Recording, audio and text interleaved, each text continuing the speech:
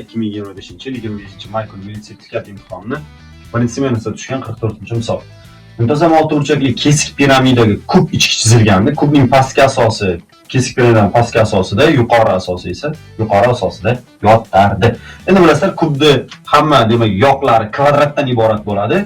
Yuqoridagi kvadrat oltiburchakka chizmada shunday ko'rinib turibdiki, har bir burchagi mana bunday tomonlarda yotardi. O'sha joydan masalan hal qilamiz. Bizga berilgani kesik piramidaning yuqori asosi oltiburchakda bitta tomoni berilgan. Tomoni ildiz ostida 3 + 1 ga teng bo'lsa, ichki chizilgan kubning hajmini top degan. Kubning hamma qirrasi bir xil. Biz buni B deb belgilab olsak, biz hozir bunga yuqoridan qarayapmiz. Yuqoridan qaraganimizda oltiburchak ichida kvadrat bu bizga ko'rinadi. Endi nima qilamiz? Xo'sh, buni bog'lamoqchi bo'lsak, birinchidan har bir muntazam oltiburchakda ichki burchak 120 gradusdan bo'ladi.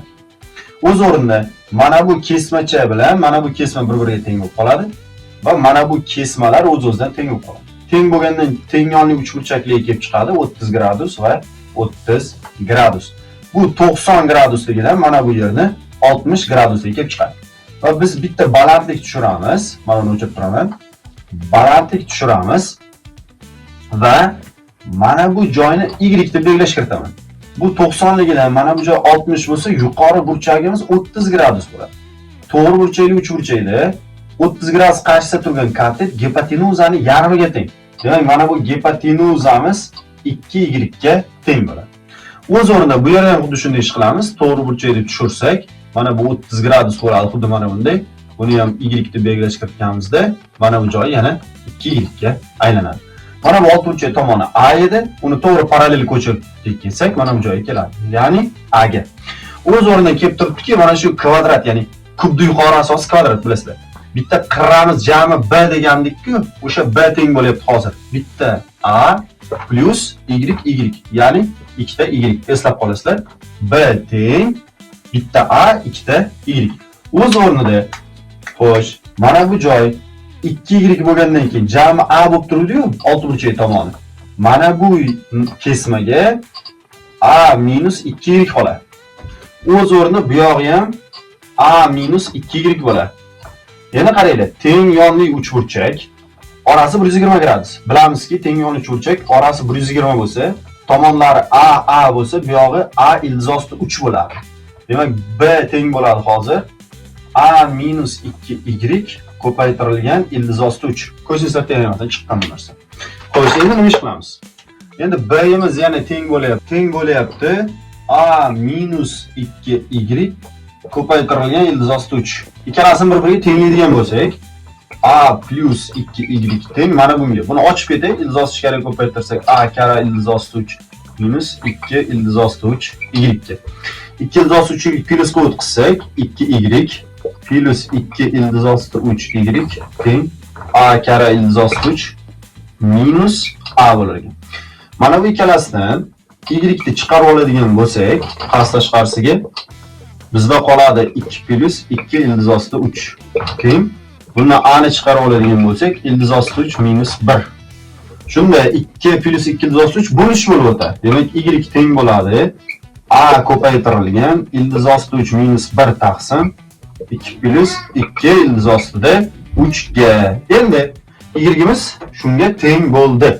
Mana bu y o'rniga olib borib qo'ysak, B ni osongina topishimiz mumkin. Xo'sh, nima qilamiz? Ketib qaraylik. B teng bo'ladi A plus 2 ko'paytirib, mana bu y o'rniga buni qo'yamiz. Ya'ni A ko'paytirilgan ildiz ostida 3 minus 1 taqsim, bu ikkalasidan 2 ni chiqarib olaman. 1 plus ildiz ostida 3 qoladi. Xo'sh, mana bu 2 bilan bu 2 qisqaradi. Ikkalasidan A ni chiqarib olamiz past-tashqarisiga. B teng bo'ladi.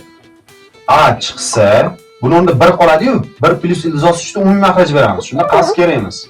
1 plus ildiz osti 3 qo'shilgan mana bu ildiz osti 3 minus 1 taqsim 1 plus ildiz osti 3. Birlar 0 bo'lib ketadi. O'z o'rnida B teng bo'lib qoladi. A ko'paytirilgan ildiz osti 3 ildiz osti qo'shilsa 2 ildiz osti 3 taqsim 1 plus ildiz osti 3 o'rtoqlar. Mana shuni eslab qolamiz. Ya'ni muntazam oltiburchakka ichiga chizilgan kvadrat tomoni bilan muntazam oltiburchak o'rtasidagi bog'liqlik. Endi A ni o'rniga aytilganini qo'ysak, B kelib chiqib turibdi bizda. Demak, B teng bo'lar ekan, A ni o'rniga ildiz ostida 3 plus 1 ni qo'yamiz. Ko'paytirilgan 2 ildiz ostida 3 taqsim 1 plus ildiz ostida 3. Bu ikkalasi qisqarib ketsa, B teng bo'ladi 2 ildiz ostida 3 ga. Ana endi bilamizki, bu kvadrat tomoni chiqdi-yu, bu aslida kubning ustki yuzasi edi, ya'ni ustki yoqi edi.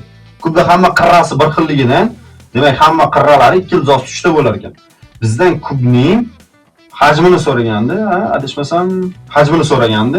Kubda hajmini topish, bilasizlar, A kub, hozir endi B kub bo'ladi. Kubda qirrasi B kub. 2 ildiz ostida 3 ta kubi bo'ladi. Xo'sh, 2 ning kubi 8 bo'ladi. 3 ildiz ostida 3 kubi 3 ildiz ostida 3 bo'ladi. Ikkalasini ko'paytirsak 24 ildiz ostida. Xo'sh. Bu hal bo'ldi. Endi B qismiga o'tadigan bo'lsak, B qismida aytayaptiki, agar mana ichga chizilgan kubni to'la sirti, kubning to'la sirti 24 minus 12 ildiz ostida 3 ga teng bo'lsa, kesik piramidaning pastki asos tomonini bizdan so'rayapti. Birinchidan, kubni qirrasini B deganmiz-ku, demak to'la sirti bilasizlar, 6b kvadratdan topiladi. 6b kvadratdan 24 minus 12 ildiz ostida 3. 6 ga bo'lib yuboradigan bo'lsak, xo'sh, b kvadrat teng bo'ladi 4 minus 6 ga bo'lib yuboryapmiz. 2 ildiz ostida 3.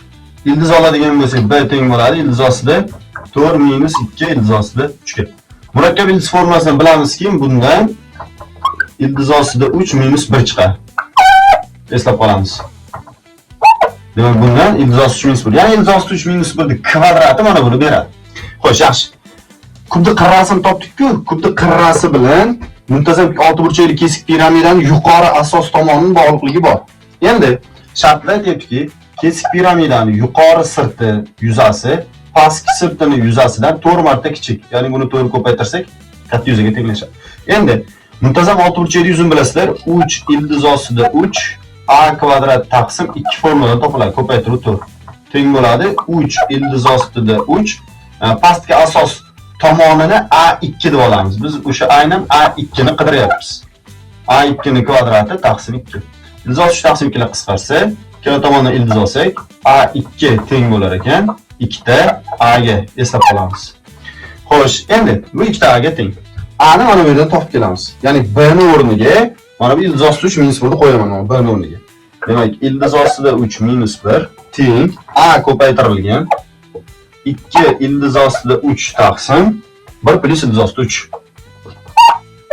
Xo'sh, 1 plus ildiz ostida 3 bunga ko'paytiriladi. Ildiz ostida 3 minus 1 ko'paytirilgan, buni ildiz ostida 3 plus 1 deb yozib ketamiz. Teng A ko'paytirilgan 2 ildiz ostida 3 bo'ladi. Endi bu A minus B A plus bo'ladi, A kvadrat minus B kvadrat bo'ladi. Ya'ni 3 minus 1 chiqadi. Teng 2 ildiz ostida 3. Xo'sh, 3 dan 1 da ayiramiz. 3 dan 1 da ayiradigan bo'lsak, demak 2 qoladi. Teng, mana A qolib ketdi. Xo'sh, 3 dan 1 da ayiramiz. 2 teng 2 ildiz ostida 3 ko'paytiruv A. 2 ildiz ostida 3 bo'lish bo'lib o'tsa, A teng 1 taqsim ildiz ostida 3 ikkilar qisqarib ketdi. A shunga teng ekan. Mana buni o'rniga qo'ysak, demak A 2 bo'ladi. A ni o'rniga 1 taqsim ildiz ostida 3 topib oladigan bo'lsak, demak 2 taqsim ildiz ostida 3. Kesik piramida osti, ya'ni pastki asosining tomoni 2 taqsim ildiz ostida 3 bo'lar ekan.